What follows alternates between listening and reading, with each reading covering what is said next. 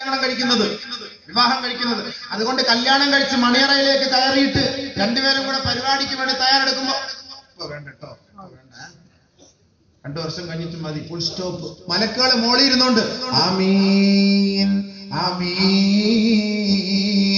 അല്ലാഹുവേ ഒരു 20 വർഷത്തേക്ക് ഇവക്ക് നീ കുട്ടിയെ കൊടുക്കല്ല അല്ലാ.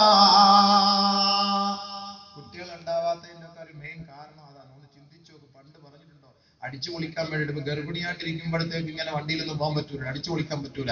അപ്പൊ അതുകൊണ്ട് കുറച്ച് കഴിയട്ടെ, ഒരു 2 വർഷം ഒരു 3 വർഷം കഴിയട്ടെ എന്ന് പറഞ്ഞിട്ട് പെൻഡിങ് വെക്കും. ആ പെൻഡിങ് അള്ളാഹ് അങ്ങോട്ട് സ്വീകരിക്കും.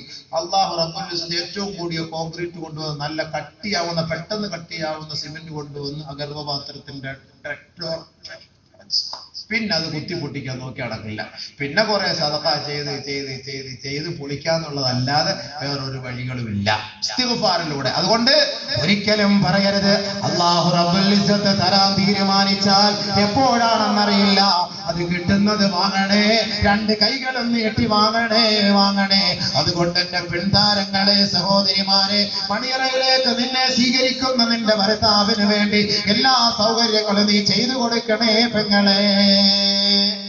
വേണ്ടാന്ന് പറയാൻ പാടില്ല. അതുകൊണ്ട് അടുത്തപടിയായി നിക്കാഹ് കഴിക്കുന്നത് എന്തിനെന്നറിയോ? കസ്റു ശഹവതി,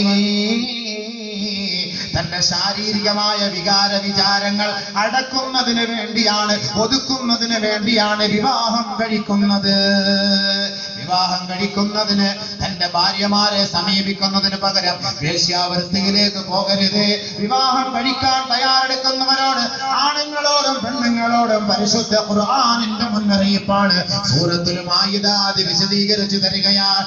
മുഹ്സിനീൻ غير مصافحين ولا متخذي أخدان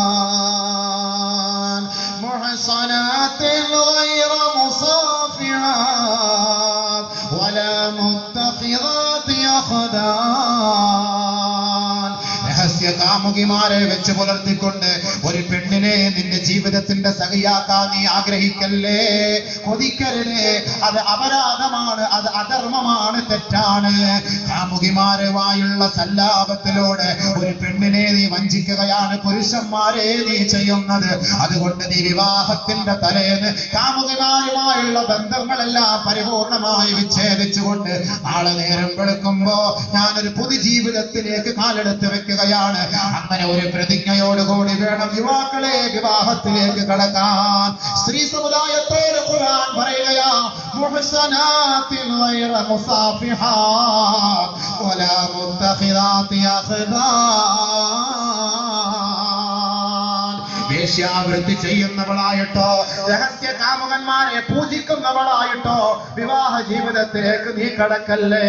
അത് ഭർത്താക്കന്മാരെ വഞ്ചിക്കലാണ്.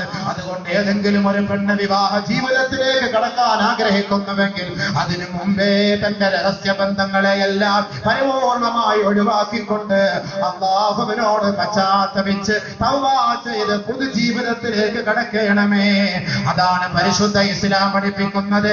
വൈവാഹിക ജീവിതത്തിലൂടെ തന്റെ ശാരീരികമായ വികാര വിചാരങ്ങളെ അടക്കാനാണ് പരിശുദ്ധ ഇസ്ലാം പഠിപ്പിക്കുന്നത്. വിവാഹം കഴിക്കണേ.